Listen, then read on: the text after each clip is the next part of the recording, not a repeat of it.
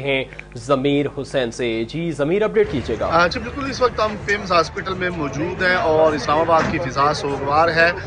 دن کو یہ واقعہ پیش آیا تھا، خود کا دھماکہ تھا اور پھر جو اس دھماکے میں جہاں بھاگ تھے اور زخمی تھے وہ پیمز لائے گئے اور اس وقت پیمز میں ہم لوگ موجود ہیں۔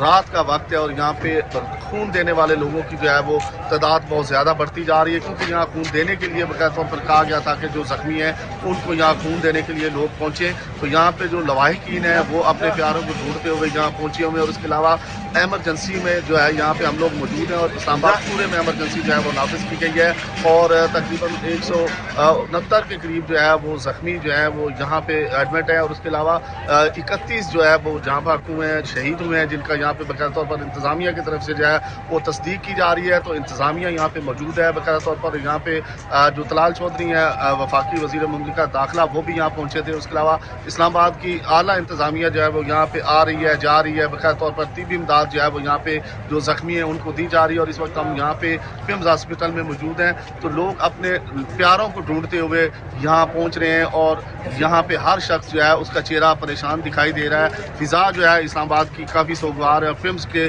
حالات اگر آپ دیکھیں تو یہاں پہ بہت زیادہ تعداد میں لوگ جو ہیں وہ یہاں پہنچے ہوئے ہیں اپنے پیاروں کو دیکھنے کے لیے، ان کو ملنے کے لیے، ان کی صحت دریافت کرنے کے لیے۔ تو آج یہ نماز کے دوران جو ہے یہ جو ہے اندوناک جو ہے وہ حادثہ پیش آیا اور دھماکہ ہوا اور لوگ نماز جمعہ ادا کر رہے تھے، اور امام بارگاہ ہے ختیجۃ الکبریٰ، وہاں یہ جو ہے وہ واقعہ پیش آیا۔ تو یہاں پہ جو ہے پیمز میں لوگ یہاں پہ موجود ہیں اپنے لواحقین کو ملنے کے لیے، خصوصی طور پر یہاں پہنچے ہوئے انتظامیہ یہاں پہ موجود ہے، رینجرز موجود ہے، پولیس کی بھاری نفری یہاں پہ جو ہے تعینات ہے، اور پھر دیگر اداروں کے ملازمین جو ہیں وہ یہاں ڈیوٹیوں پر مامون ہے۔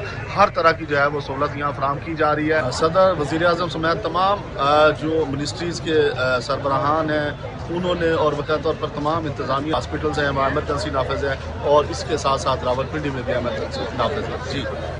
جی ٹھیک ہے ضمیر، بہت شکریہ آپ کا۔ اسی کے ساتھ اسٹوڈیو